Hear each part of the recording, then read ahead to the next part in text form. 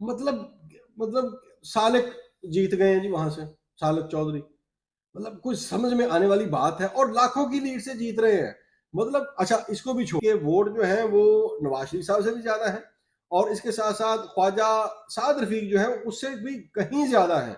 All दो ख्वाजा साद रफीक हार गए हैं। इंसाफ का मतलब उनका इलेक्शन सिंबल ले लिया, उनकी पार्टी तितर बितर कर दी, प्रेस कॉन्फ्रेंसें तो इतनी जैसे सर के ऊपर बाल हों, मतलब इस तरीके से प्रेस कॉन्फ्रेंसेस करवाई गई।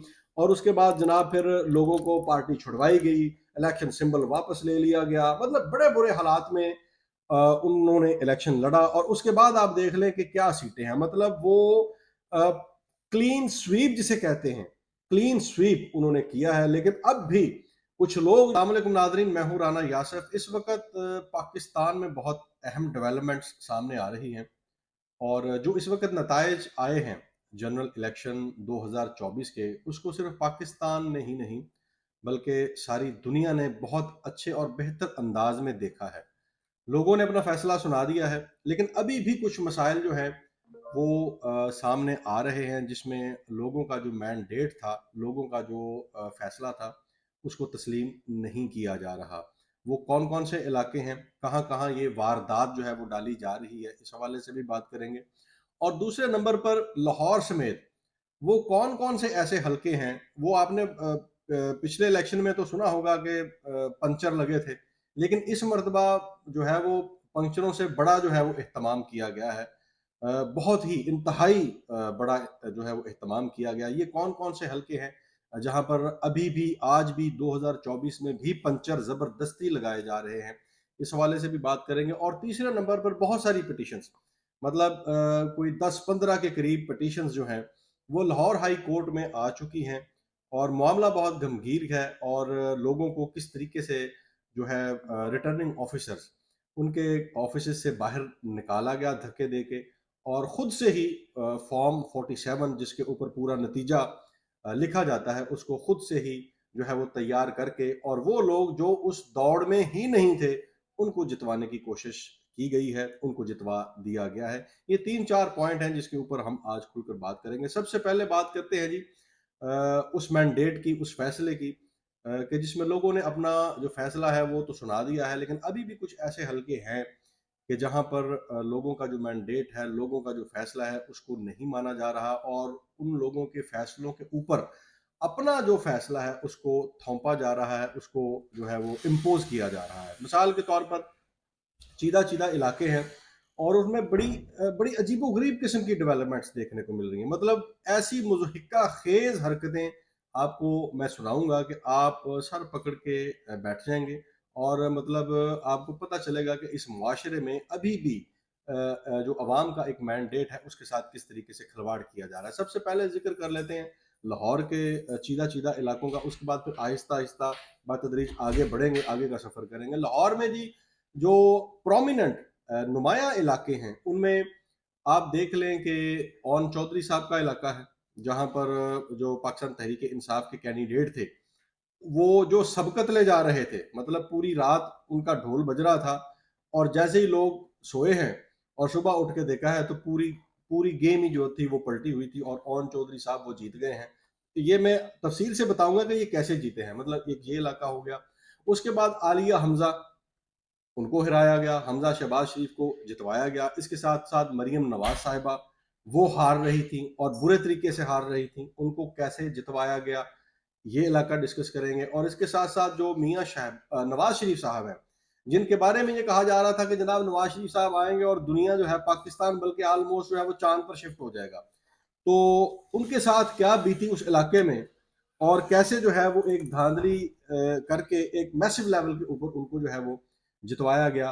उनका ये इलाका था। और इसके साथ साथ जो चीदा चीदा इलाके हैं, उनके साथ अलीम खान साहब का इलाका है, उसमें किस तरीके से अलीम खान साहब को वारदात डाल के जो है वो जितवाया गया, इसका जिक्र करेंगे। लेकिन इनकी मजमूई शक्ल अगर हम खींचने की कोशिश करें तो वो ये है, मतलब आपको मैं एक सामने एक फ्रेम रखता हूं, उस फ्रेम को आप देख के ये जज कर लीजिए, मतलब उस इलाके में क्या हुआ होगा। मिसाल के तौर पर मैं एक सबसे पहले मिसाल आपको ये देता हूं कि देखिए, नवाज शरीफ साहब जो हैं वो अपने हलके में जीते हैं, सो कॉल्ड तरीके से उनको जितवाया गया है, और उनका आप वोट चेक कर लें, कि उन्होंने कितने वोट लिए हैं, और यास्मीन राशिद जो है उनके मुकाबले में उनको हराया गया है। अच्छा, ये नवाज शरीफ साहब के बारे में नून लीग ये बता रही थी कि जनाब कि अगर नवाज शरीफ साहब आते हैं ना, तो इनके फेस वैल्यू चूंकि बहुत ज्यादा है, लोग इनसे मोहब्बत करते हैं कंपैरेटिवली शहबाज शरीफ की, और इनके नाम के ऊपर पाकिस्तान मुस्लिम लीग नवाज को बहुत बड़ा जो है वो वोट बैंक मिलेगा। अच्छा, नवाज शरीफ साहब के आप वोट चेक कर लें कि यास्मीन राशिद साहबा के मुकाबले में उन्होंने कितने वोट लिए हैं, उनके वोट आप चेक कर लें। अच्छा, मिसाल के तौर पर मैं आपको मिसाल दे देता हूं कि फर्ज कर लें कि जनाब उनको लाख सवा लाख के करीब वोट मिला है, लाख के करीब वोट मिला है, मैं एक एग्जांपल दे रहा हूं यास्मीन राशिद साहबा के मुकाबले में। अच्छा, उसके मुकाबले में आप जो ग्रास रूट लेवल के इनके प्लेयर हैं, ख्वाजा साद रफीक साहब, मतलब वो थड़े की सियासत करते हैं, पुराने सियासतदान हैं, और मुझे पता है कि जब इमरान खान साहब का उनके साथ मुकाबला हुआ था तो बड़े कम मार्जिन से इमरान खान साहब जो थे वो जीते थे, मतलब ग्रास रूट लेवल का वो खिलाड़ी है। अच्छा, वो भी हार गया। और नवाज शरीफ साहब जो हैं वो बड़े मतलब तकामुकी करके जिते ने उठो, मतलब उनका आप वोट चेक कर लें। अच्छा, इसके मुकाबले में आप चेक करें जो ओन चौधरी है, जिसका इन इलाकों से कोई दूर दूर का ताल्लुक नहीं है, जो उसको इंपोर्ट किया गया है, और उसकी उस तरीके से जो है बैकिंग जो है, उसकी सपोर्ट जो है पाकिस्तान मुस्लिम लीग नवाज ने की भी नहीं है। अच्छा, उस ओन चौधरी के वोट जो है वो नवाज शरीफ साहब से भी ज्यादा है, और इसके साथ साथ ख्वाजा साद रफीक जो है उससे भी कहीं ज्यादा है। ऑल दो ख्वाजा साद रफीक हार गए हैं, लेकिन ओन चौधरी की मैं बता रहा हूं कि जरा आप ये एग्जाम्पल चेक करें, मतलब किस तरीके से और किस बेहुदा अंदाज से ओन चौधरी को जितवाया गया। मतलब सब लोग जानते हैं कि उनके मुकाबले में जो सलमान अकरम राजा थे, सारी रात उनका रिजल्ट मतलब वो कई हजार की लीड से उनका सफर शुरू हुआ, और सुबह तक जाते जाते वो लाख को क्रॉस कर गए थे। और उसके बाद फिर जब सूरज निकला है, और वो ऐसा सूरज निकला है कि उसने मतलब अजीबोगरीब किस्म का जो है वो मंजरनामा खींचा है, और उसके बाद पता चला जनाब कि ओन चौधरी साहब जीत गए हैं। इसी तरह नवाज शरीफ साहब जो है वो हार रहे थे, और जब ये वारदात 8 साढ़े 8 9 बजे के करीब ये शुरू हुई है, उसके बाद रिजल्ट्स आना जो है वो शुरू हो गए, और इसी तरीके से नवाज शरीफ साहब को हराया गया। नवाज शरीफ साहब का बड़ा मुज़हिका खेज एक नोटिफिकेशन जो है वो जारी किया गया, मतलब फॉर्म 47 जो है, जिसके ऊपर पूरा लिखा जाता है कि कैसे कौन किस तरीके से जीता है। अच्छा, उसकी भी मिसाल में बड़े बड़े सादा अल्फाज में आपको देता हूँ। ये स्टैटिस्टिक्स में इसलिए नहीं बता रहा क्योंकि लोग फिर कंफ्यूज हो जाते हैं कि पता नहीं कौन सा नंबर है, कितने वोट है या क्या नहीं। बिल्कुल सादा लफ्जों में आपको समझाता हूँ कि उनके फॉर्म के ऊपर ये लिखा गया है कि जनाब जो उस इलाके में नवाज शरीफ साहब को जो वोट डले हैं, फर्ज कर लीजिए मिसाल के तौर पर वो 100 वोट डले हैं।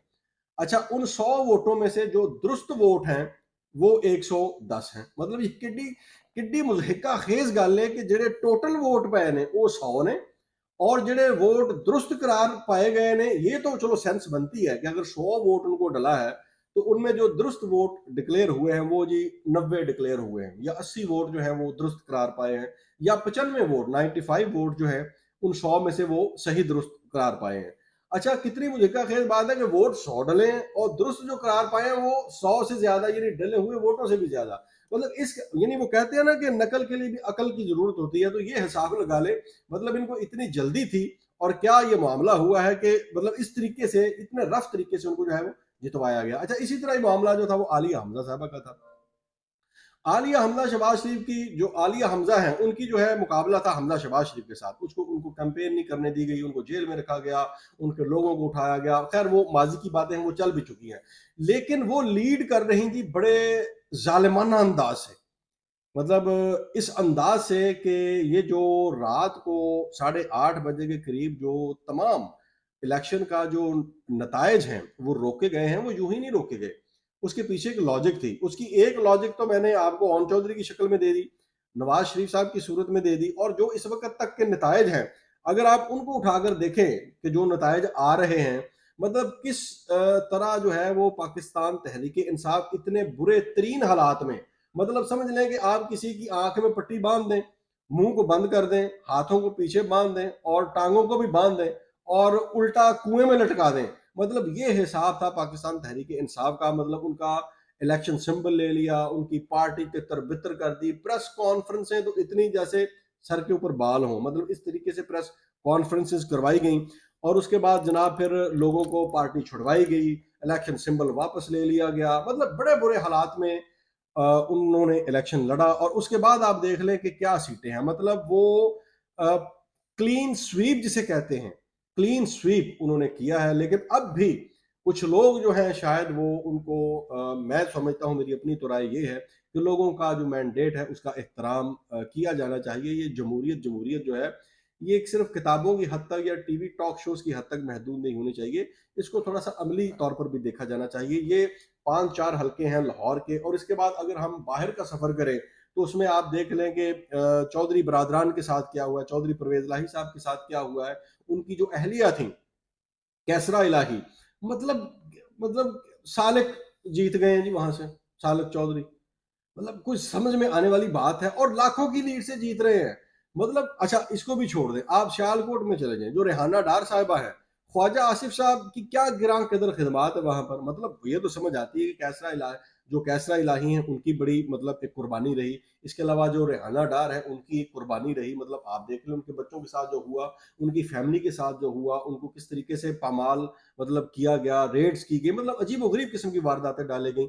अच्छा, वो हार गई हैं, और सालक जो है जिनका मतलब वो सियासी लेवल भी नहीं है, तो वो लाखों की जो है वो मार्जिन से वो जितवा दिए गए हैं। अच्छा, इनको भी छोड़ दें, अगर आप चले जाएं कराची चले जाएं, तो उसमें भी आप देखें कि जो पाकिस्तान तहरीक इंसाफ के जो आलमगीर साहब है, पाकिस्तान तहरीक इंसाफ के जो आलमगीर कैंडिडेट हैं कराची में, उनको देखें कि लाखों वोट उनके डले हैं, और उनको सिर्फ 1100-1200 को या पता नहीं इतने वोट दे के, और बाकी जो सारे हैं वो किसी और को हवाले करके उनको जितवा दिया गया। अच्छा, इसको भी छोड़ दें, जो इस वक्त एमक्यूएम जीत रही है, मतलब अभी तक 17 के करीब उनकी सीट्स हैं, या इससे हो जाएंगी, ज्यादा हो जाएंगी, क्योंकि जो हम पहले सोचते थे ना कि नतायज जो है वो रिटर्निंग ऑफिसर या प्रिजाइडिंग ऑफिसर या पोलिंग स्टेशन से आ रहे होंगे, अब नतायज का सिलसिला जो है वो एक टेबल सजा के कुछ लोग बैठे हुए हैं, और फुट्टा पेंसिलें, मार्कर वगैरह, कुछ पेज लेके, और 2-3 या 4 कॉफी के कप लेके वो बैठे हुए हैं,